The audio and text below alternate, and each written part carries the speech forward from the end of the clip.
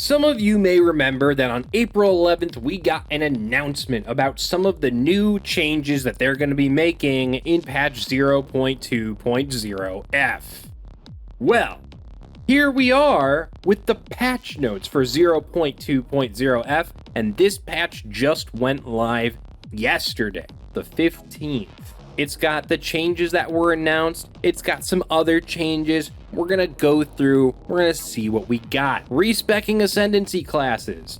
I'm not gonna go over this again in super big detail because it's in the announcement video that we did just a little while ago. But basically, you can change your Ascendancy class now. In addition to respeccing the individual points, you can go through the trial again and choose a different Ascendancy class. This is something that the community pushed, so it does seem like if there's enough support, they're willing to hear the argument. That's pretty good. Charm changes. Belts level 30 and above now have implicit modifiers with 1 to 2 charm slots, while belts 60 and above now have implicit modifiers of 1 to 3 charm slots. This is great. I think I found one belt in all the hours I've been playing that had an additional charm slot on it before this change. Now, I'll actually be able to use charms, which is wonderful because in the game you've got the UI for multiple charm slots and I've only ever been able to use one. I like this. The explicit modifiers for additional charm slots on belts can no longer roll though. This actually makes sense. I'm fine with this if we're getting it in implicits anyway. Xerfes, Genesis, and Ingenuity no longer have additional charm slot modifiers, though existing versions of these items are not affected. This means that you can have a legacy version of this item, and that'll get you some mad clout from people who play this game, especially in like 5 years when people actually want legacy gear in standard. Bijuborn. Bijaborni. However you pronounce this belt, it has intentionally kept its additional charm slots for now, and it'll be expanded in the future to 6. I don't know if that'll be amazing or not because I've never been able to run more than 2 charms, but presumably having 6 of them is a good thing. Massively increase the values on the prefix that restores life, mana, or grant guard when charms are used. That's probably good. I never actually saw this do much because, again, only had like 1 or 2 charms and didn't really prioritize these affixes. All charms but the golden charm have had their max charges halved and their charges per use halved, making them refill more quickly. I wonder why golden charm was left out of this, probably because it gives you rarity, and rarity is actually a pretty good stat in this game. That being said, it's also only used when you encounter a rare mob, which presumably happens less frequently than other charm activation conditions, so maybe that's fine. The base duration of stone charm has also been increased from 2.5 to 3 seconds. Great! That just means it'll last longer. I'm fine with that. New Stash Tab Affinities. Added Stash Tab Affinities for the following categories of items: socketables, fragments, which include tablets and trial keys, reach, expedition, and ritual. This doesn't mean that there are new stash tabs in the game for these things. It means that when you right click on a stash tab, you can select these items for the affinities for the tab that you're in. So if you've got an unused tab, particularly a quad tab probably, that you just want to use to dump all your stuff when you get out of a map, you can more easily sort through socketables like breach fragments and stuff like that a lot better now than having it just get jammed into like your currency tab. Actually seeing this in the game though, it is a little bit strange. The breach tab only puts catalysts in but not splinters. Simulacrum splinters also don't count as delirium, instead they're put into the fragments section. Logbooks and artifacts work, but we don't have the expedition locker that we've got in PoE 1. This was already a solved problem, so I don't know why they haven't added that in PoE 2. Atlas bookmarks. Added the ability to bookmark locations on your atlas to find them easily later. This is great, especially when you've been exploring the atlas a lot, as you might lose where your citadels are or something like that. Now, being able to find them easier is great. Right-clicking a node will allow you to create a bookmark by picking an icon and optionally adding a label you can type in.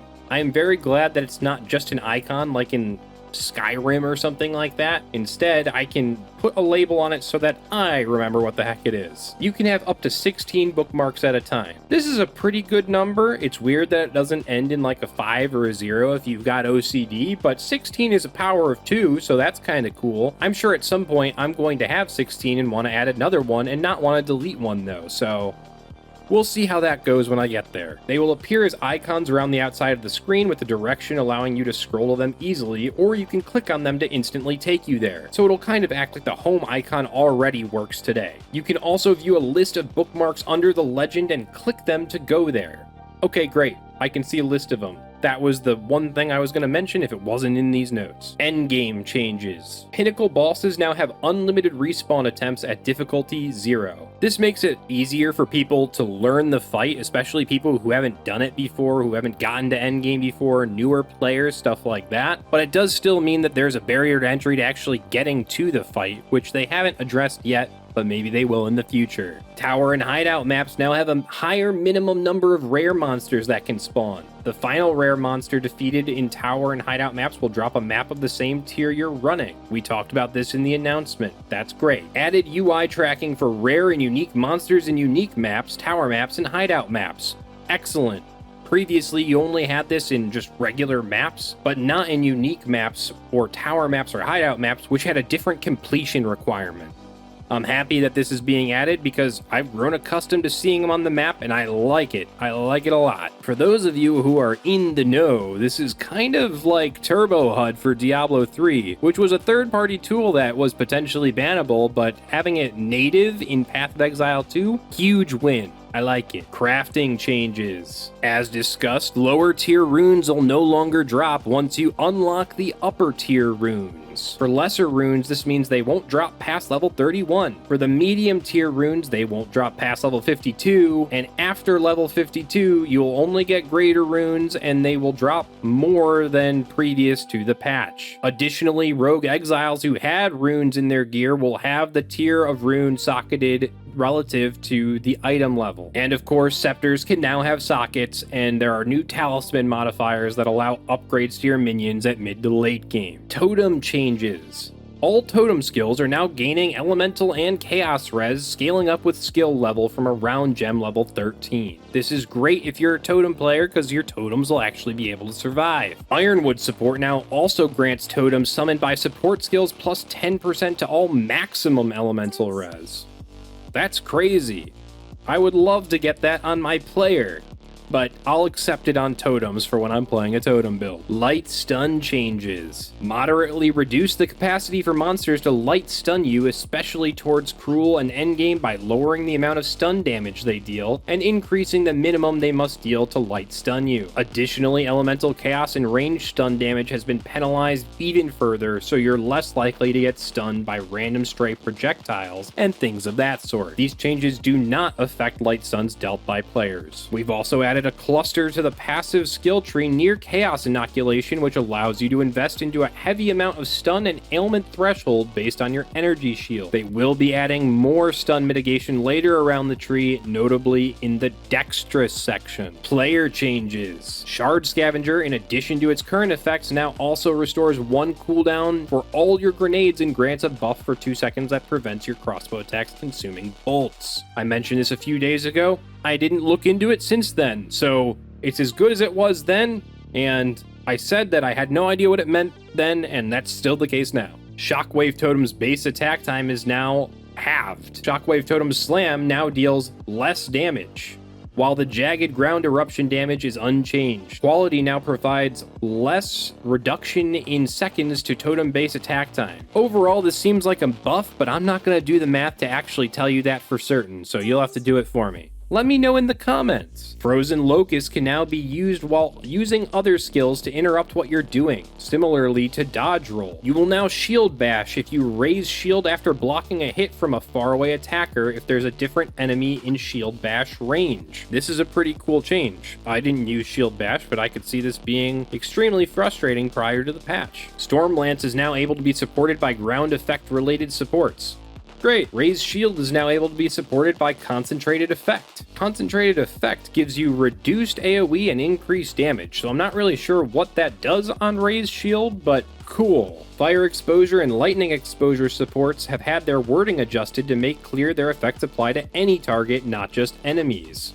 This is not a functional change, just a clarification of wording, so it's always how it's been, it just wasn't necessarily clear in the text. Whirlwind Lance and the Whirlwind keyword hover now clarify that the Whirlwind's collapse deals melee damage. Improve the visual effects of Arc's explosions on hitting a shocked target. Yay, visual effects! Glacial Lance is now able to chain off terrain. Improvements and other changes. Added an equip gems section to the gem cutting interface to make leveling up cross-class skill gems more convenient. This also just makes leveling up your gems pretty convenient. Overall, good quality of life change. Added rarity borders to items available to purchase from vendors. This actually looks pretty slick and is very useful when you're just looking for rares and don't care about the magic items. Greater Rune of Tithing now provides 1 to 100 lightning thorns damage when socketed into armor, which is a huge buff over previous. Attribute runes now have more appropriate gold value to vendors and can be reforged into higher tiers. If you didn't know, you can reforge any lesser rune into the higher tiers for a 3-to-1 conversion at the reforge bench. Breach hands can now drop splinters at all levels. This amount starts low and increases with area level, similar to splinter drops from mobs. Shrines are now easier to click on. Thank fuck. Honestly, I clicked on these things multiple times just to make sure I actually get it, and on the one hand, the effects are pretty strong. On the other hand, because they're strong, it means if I don't click on it, I'll probably get killed by it. So I'm really glad these are a lot easier to click on and get now. Monster changes. Some endgame monsters can no longer interrupt their attacks if you move too far out of range during the attack to relentlessly chase you. This is pretty good. It gives you a little bit extra room to run away or to distance yourself if you have things that rely on you not being in melee range of an enemy. Zarok, the Temporal, no longer aggressively targets player minions if any are present. I don't know if this is a buff or a nerf, because I don't really want them targeting me. The Immured Fury is now less likely to target minions, and their ground effects should now be more reliably removed after death. Similar to the one before, I don't know if this is a buff or a nerf. Some Azak units and undead Vol guards have had the frequency they use their skills such as ground slams reduced and the cooldowns increased. This is probably good because those skills do a lot of damage. Adjusted the behavior of the 180-degree cleave skill used by Geonor, the Putrid Wolf, to prevent them using the skill multiple times sequentially. I could see that being pretty rough if you dodge into the opposite 180-degree zone of the map and then he turns around and hits you again. The composition of monster packs in Jikwani's Sanctum, Agarat, and Utzal have been adjusted to reduce the amount of range skills being hurled at players in these areas. The same adjustment has been made for the versions of affected packs that can appear in map areas. I didn't mind the density, but having a ton of range skills hurled at you from sometimes off-screen was a little punishing, particularly in the campaign. This is probably a pretty good change, we'll see how it feels. Adjusted the frequency and damage of the Ice Shard Spiral Volley from shrines. This probably makes it easier to get to them, and then subsequently click on them. Okay. Adjusted the behavior of Venomous Crabs, Venomous Crab Matriarchs, and Constricted Spitters. This is meaningless. You haven't told me how you adjusted the behavior. Are they more aggressive? Do they run away from you now? What's different? Vol Form Shifter now has less damage reduction when in shape-shifted form. Cool, I can do more damage. The Fettered Spider Cleanse monster now explodes on death less often. Great. I don't think anyone really loves on-death effects. Especially if you're a ranged character, you kill something that's in front of you, and then you walk forward to continue mapping, and then you get killed by the on-death effect. Not fun. Adjusted the damage dealt by Goliath and Vol Goliath monsters. Surely this means that it does less damage now, right? Surely adjusted means buff for the player. Adjusted the damage of Stone Sentinel's slam skill. Yeah, surely. Reduce the damage of the Essence of Infinite monster modifier. Usually I kill these things before they actually use their skills and do damage, but maybe early on when you don't have crazy damage, this is more impactful, so okay. Lowered the damage of Vol Enforcer to be more appropriate for how many times it hits. Okay, see, now these are saying lowered the damage, whereas the ones above said adjusted the damage. I'm feeling like they didn't want to say they made the other slams hit harder, but they're okay saying they lowered these. So, I don't know. Also lowered the damage on Reconstructor's Lightning Burst skill. Slightly reduced the damage of Ravenous Misshapen's Arc skill. Yeah, see, they're fine saying they reduce damage, but this adjusted damage up here, I don't know. I feel like those got a little bit harder. Bug fixes. Boy, howdy, are there a bunch of these.